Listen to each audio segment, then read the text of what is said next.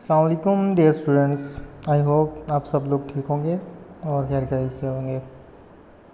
अच्छा, तो आज हम एक टॉपिक छोटा सा डिस्कस करेंगे जो कि है हमारे पास मॉलिक्यूल। तो हम मॉलिक्यूल की डेफिनेशन देखेंगे, उसके एग्जांपल्स देखेंगे और उनकी टाइप्स देखेंगे। हमारे पास क्या क्या चीज़ें हैं सारी ना, वो हम लोग वन बाय वन डिटेल में स्टडी करेंगे। तो पहले हम मॉलिक्यूल्स की डेफिनेशन देखते हैं। when the atoms of one element only or maybe the more than one elements are held together by a chemical bond, a molecule is formed। जब हमारे पास जो एक मॉलिक्यूल्स होता है ना, ये एक प्योर सब्सटेंस होती है, या वो एक एलिमेंट्स के एटम से भी बनी हो सकती है और एक से ज़्यादा एलिमेंट्स के एटम से भी मिलके बनी हो सकती है। A molecule is a smallest particle of chemical elements, और ये एक स्मॉलेस्ट यूनिट होता है उस एलिमेंट्स का या फिर उस कंपाउंड का, that have the properties of that element और कंपाउंड, और जिसके अंदर उसी एलिमेंट्स की जो केमिकल एलिमेंट्स है या उसी कंपाउंड की प्रॉपर्टी भी होती है उसके अंदर। एग्जांपल में हम देख सकते हैं, हमारे पास एक मोनो मॉलिक्यूल्स है, मोनोटॉमिक मॉलिक्यूल्स या एलिमेंट्स भी हम इसको कह सकते हैं। जैसे कि हमारे पास हीलियम है, और दूसरा हमारे पास नाइट्रोजन है जो डायटोमिक हम इसको कहते हैं, इसमें मतलब दो एलिमेंट्स होते हैं। और तीसरा हमारे पास है पॉली एटॉमिक मॉलिक्यूल्स, तो इसमें हमारे पास एक से ज़्यादा मतलब दो से ज़्यादा हो सकते हैं, तो हम उनको पॉली एटॉमिक मॉलिक्यूल्स कहते हैं। ठीक है ना। तो ये हमारे पास एक छोटा सा इंट्रोडक्शन था इन सब चीज़ों का।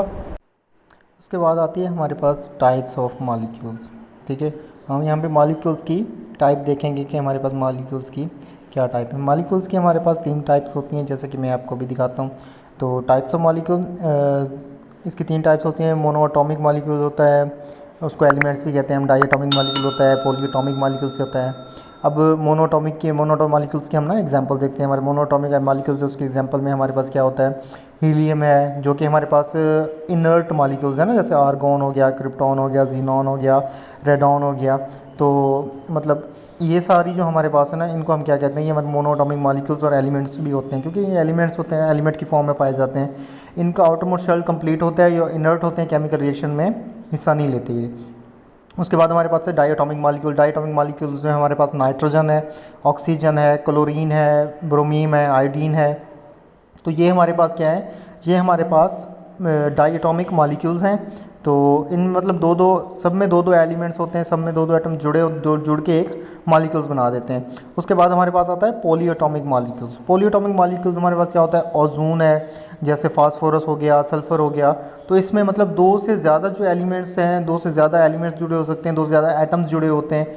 तो दो से ज़्यादा जो एटम्स होते हैं ना, उसको हम क्या कहते हैं, पॉलीएटॉमिक है। इसमें मतलब काफ़ी सारे जो है ना आपस में मिलके आपस में उन्होंने बॉन्ड बनाया होता है, एटम्स में आपस में जुड़े हुए होते हैं। तो इनको इसीलिए हम लोग क्या कहते हैं, ये पॉलीएटॉमिक मॉलिक्यूल्स हैं हमारे पास।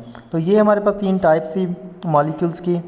तो आई होप आप लोगों को समझ आई होगी। अगर फिर भी आप लोगों को कोई चीज़ ना समझ आए तो आप लोग कमेंट में पूछ सकते हैं, या इससे रिलेटेड कोई टॉपिक आप लोगों को चाहिए हो तब भी आप लोग मैसेज करके पूछ सकते हैं। तो ये हमारा एक आज का सिंपल सा टॉपिक था। उम्मीद है आप लोगों को समझ आया होगा। तो इंशाअल्लाह मिलते हैं नेक्स्ट वीडियो में, तब तक के लिए जज़ाकल्लाह।